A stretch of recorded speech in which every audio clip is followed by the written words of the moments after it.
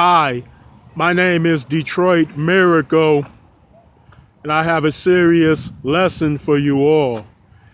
And this very lesson or message is about the proper conditioning for a child for purposes of making that child an eventual good person in life, regarding how that very child and all children conduct themselves.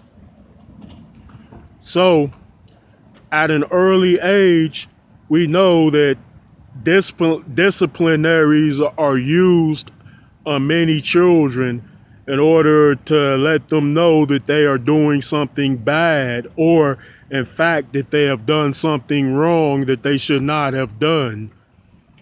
And I'm simply saying there might be another way, because you don't have to follow foolish tradition that has not worked, even though it appears that it has. For example, if you get a child and you start off with that child like a newborn infant, you care for it, you're showing it tender loving care, you're nurturing it, you're protecting it, and through that whole particular state, the child forms an attachment with the parent and the parent with the child. Then as that child get older, you start hitting the child, you smack it on the wrist or the bottom because it has done something that you do not like, or you're letting it know that you shouldn't do that. And then as that child grows up, the whoopings or the spankings seem to intensify. All that is wrong. That's projecting an image in that child's mind that violence is the most persuasive tool to be used or deployed against somebody to achieve something. And look at history.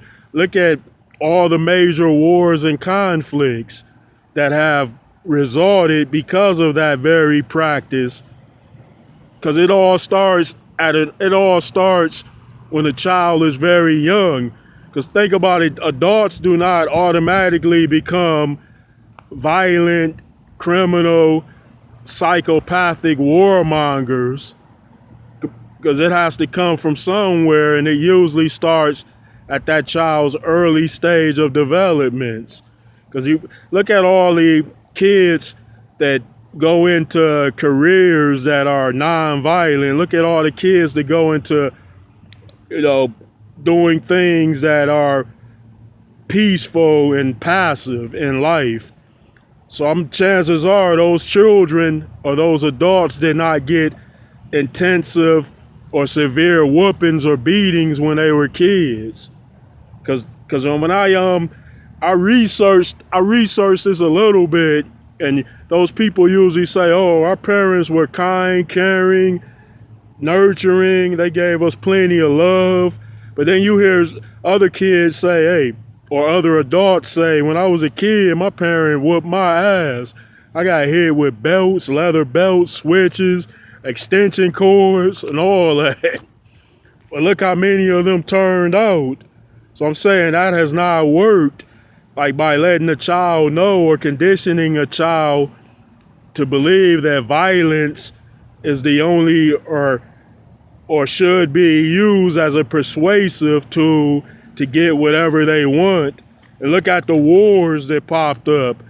World War I, World War II, the Vietnam conflict, the Civil War, the Korean War. Like all of those conflicts, those major conflicts, involved rational thinking adults that chose to become barbaric and savage in order to achieve their objectives, when they could have simply took a more peaceful route to resolve those or whatever unfortunate that they sought to resolve at the time. But many of them felt that, wait, the only way that we can get what we want is to resort to sticks and stones, knives, guns, bullets, swords, and all that. because it goes back to their childhood. All that stuff is psychological and it sticks with you.